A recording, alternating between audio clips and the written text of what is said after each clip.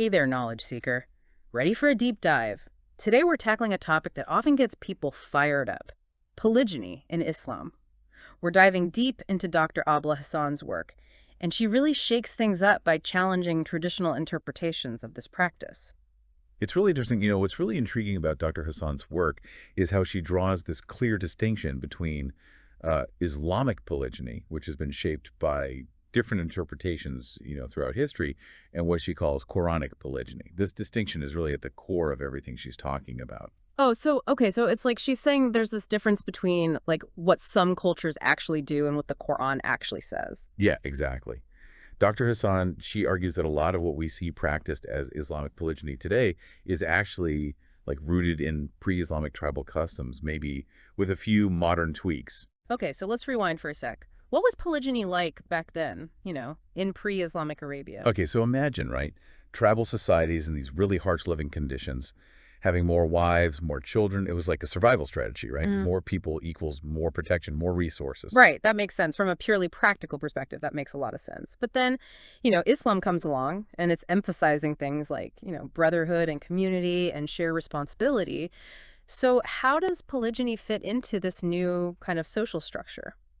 That is the million-dollar question that Dr. Hassan is tackling, right? Yeah. And she says that true Quranic polygyny is actually almost like the opposite of that pre-Islamic model. It's meant to be a rare exception, like a solution for very specific situations, not like a general practice. Hold on. So you're telling me like the Quran actually lays down ground rules for this. Like it's not just, it's not just a free for all. Yeah, and this is where it gets really interesting. Dr. Hassan points to three very specific conditions that have to be met for polygyny to even be considered like, Right. okay, within the bounds of what she calls Quranic. And trust me, they're not what most people assume. Okay, you've definitely got my attention. So lay it on me. What are these three conditions? Okay, the first one is a real game changer. Dr. Hassan, she emphasizes that allowing polygyny, it's like a decision for the entire community, right? It's not just up to like individual husbands. Yeah. So this challenges the whole idea, right, of a man independently deciding, I'm going to go take multiple wives. Wow. Okay, so we're talking about like a major societal decision here, not just a personal one. Right. Okay, what's next? Okay, so the second condition is that chronic polygyny has to be a direct response to a very specific concern, that orphans in the community, meaning children who lost their fathers, won't be properly cared for. It's like this last resort kind of thing, Yeah. in times of crisis, not, a go-to option. Okay, that makes sense. But I have to ask, like, where do the wives' feelings fit into all of this? Like, what about fairness to them? You're spot on. That is actually Dr. Hassan's third condition and arguably like the most crucial. And she connects it to this really important concept, this Quranic principle of ma'ruf. Aruf, that's a new one for me. Yeah, so it means like kindness, respect, consideration, doing what's considered like good in a marriage, right? So, like, if a husband decides to take another wife, but he doesn't have his current wife's consent, that wouldn't be very maruf. Exactly. Dr. Hassan argues that true chronic polygyny, it hinges on the first wife's involvement and agreement.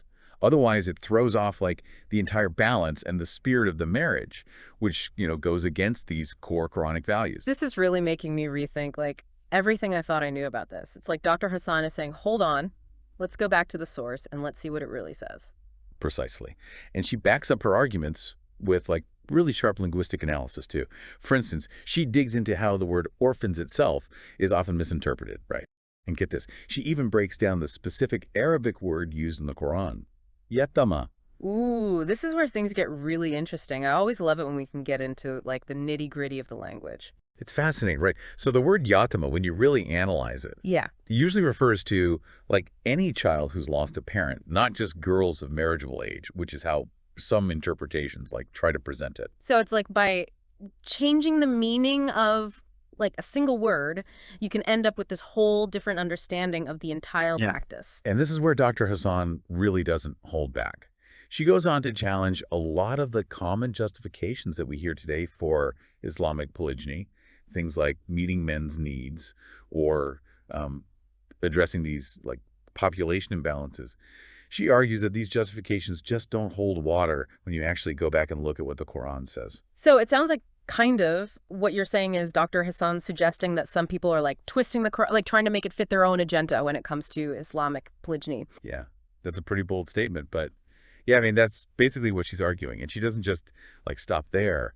Dr. Hassan also talks about, some of the real life consequences, the uncomfortable realities of how these practices, even when they come from like cultural norms, they can really hurt women. Yeah, it's one thing to you know, talk about all these big concepts, but when you actually connect it back to, how it affects people's lives, like the actual lived experiences of women, that's when it really hits home. Right, exactly. And Dr. Hassan, she really brings those experiences to light. She talks about how Islamic polygyny, the way it's often practiced, can end up putting men's desires above women's like emotional well-being. Mm. She even argues that it can create situations where women are like objectified, where they're harmed.